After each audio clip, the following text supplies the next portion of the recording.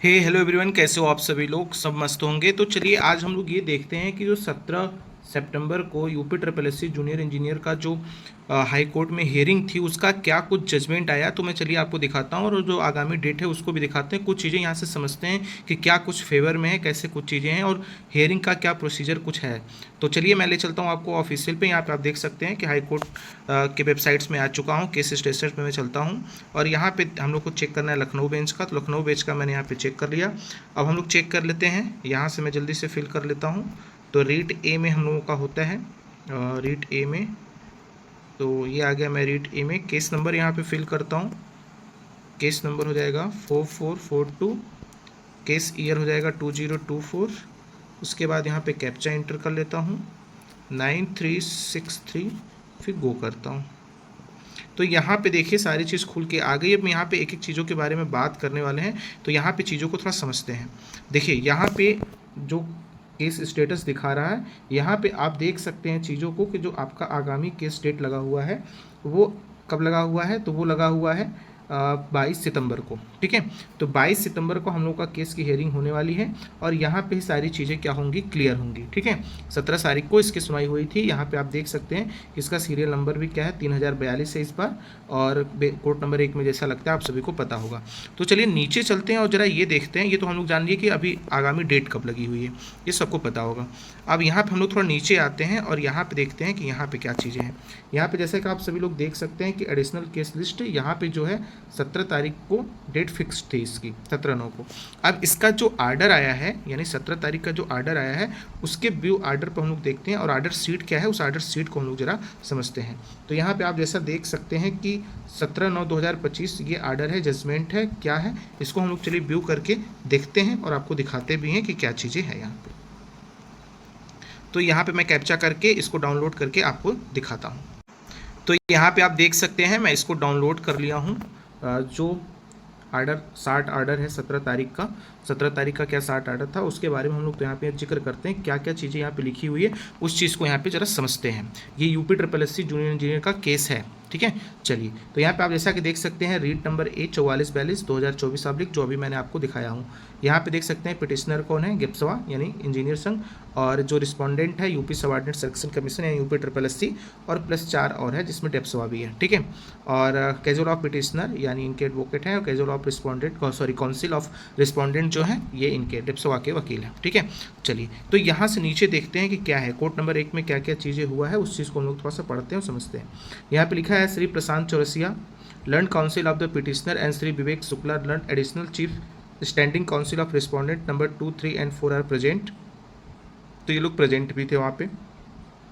आगे Shri Prashant Chaurasia learned casual appeared for the petitioner say that the arguing counsel mister Kavita Wadia is not available today. ठीक है, ये available today नहीं थी।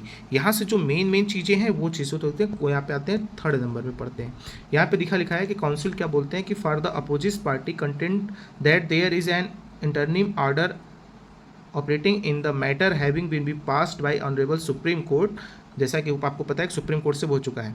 ठीक है, to the effect that selection can go on but no appointment shall be made. ठीक है, therefore the adjournment such that's the prejudice them and being asked counsel for the petitioner। ठीक है, Shri Chaurasia says that the arguing counsel will be available on the next day.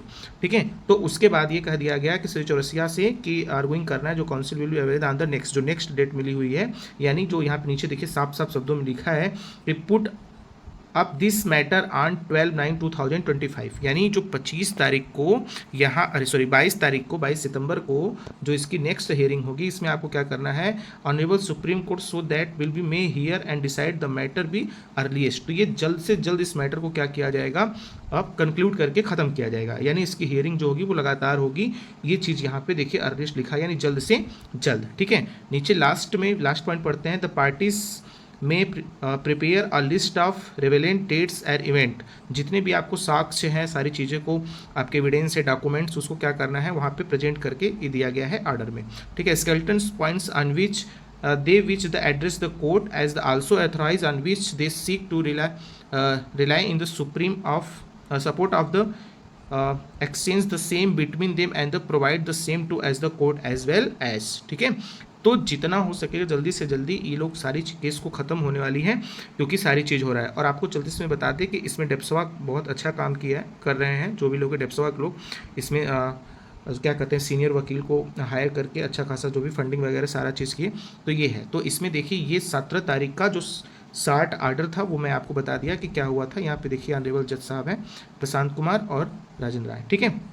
तो कुल मिलाकर के ये कहने का मतलब है कि इसका जो कोर्ट की केस की हेयरिंग है अब आगामी 22 तारीख को जो होगी, तो उससे पहले ही सारी चीज़ों को अवेयर कर दिया गया है कि चाहे डेप्सवा हो चाहे गेप्सवा हो, ये अपने डॉक्यूमेंट्स को सारी चीज़ों को वहाँ पे प्रेजेंट करेंगे साक्ष्य को, जैसा कि सुप्रीम कोर्ट ने आर्डर किया था, फॉरवर्ड कर दिया था हाई कोर्ट लखनऊ खंडपीठ में, ठीक है।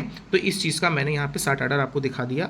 जो मैंने इसी चीज़ को मैंने अपनी वीडियो में बताया भी था कि ये चीज़ हुआ था, फाइल को अवेयर किया गया, रीड किया गया और वहाँ पर ये कह दिया गया कि आप सारे साक्ष्य और डॉक्यूमेंट को लेकर के वहाँ पर प्रेजेंट हो। ये चीज़ मैंने आपको पहले ही वीडियो में बता दिया था 17 तारीख को ही, ठीक है। तो ये आर्डर को भी मैंने यहाँ पे दिखा दिया। अब बात आती है कि एग्ज़ाम कब तक होने चांस हो सकते हैं, क्या क्या होने के चांस होते हैं, तो इसकी चीज़ को थोड़ा सा हम लोग डिस्कस कर लेते हैं। यहाँ पे UPSSC का एग्ज़ाम कब तक हो सकता है, ठीक है। देखिए आपको पता है कि नवंबर मंथ पूरी तरीके से बुक हो चुका है UPSSC, क्योंकि नवंबर मंथ में आपका AGTA का वनरक्षक का और स्टोनो का और नक्शा नवीस मानचित्रकार का एग्ज़ाम है।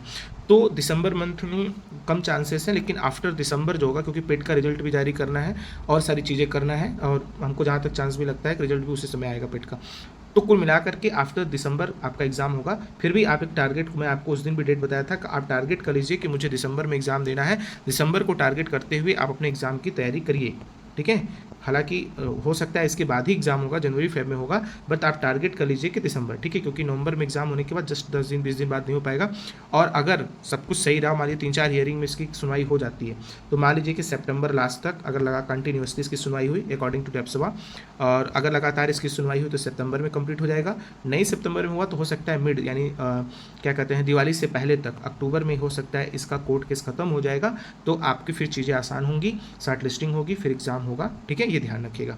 और हालांकि जहाँ तक मुझे लगता है कि जेईई एग्ज़ाम से पहले जूनियर असिस्टेंट का हो सकता है एग्ज़ाम हो, जो 3284 वाला है। तो इस वजह से इसको देखते हुए आप अपनी तैयारी को मजबूत करें, और आपको सेल्फ मोटिवेट होना है। आपको ये नहीं होना है कि मेरी भी प्रिपरेशन नहीं हो चुकी है, अभी मैं तैयारी नहीं किया हूँ, तो कोर्ट केस चल रहा था, लग रहा था लंबा खींचेगा कुछ भी, तो आप अपनी तैयारी को जोर शोर से तैयारी कर दें, ठीक है। और ऐसा नहीं कि कोई कंपटीशन नहीं, कोई फाइटिंग नहीं, सब कुछ है, ठीक है। आप पढ़ोगे, मार्क्स मिलेगा, तभी आपका क्या होगा, रिजल्ट आएगा, ठीक है। ऐसा नहीं कि बिना पढ़े जाके बैठ जाएंगे और आपका सिलेक्शन हो जाएगा जेईई पोस्ट पे, तो ऐसा कुछ भी नहीं है, ठीक है।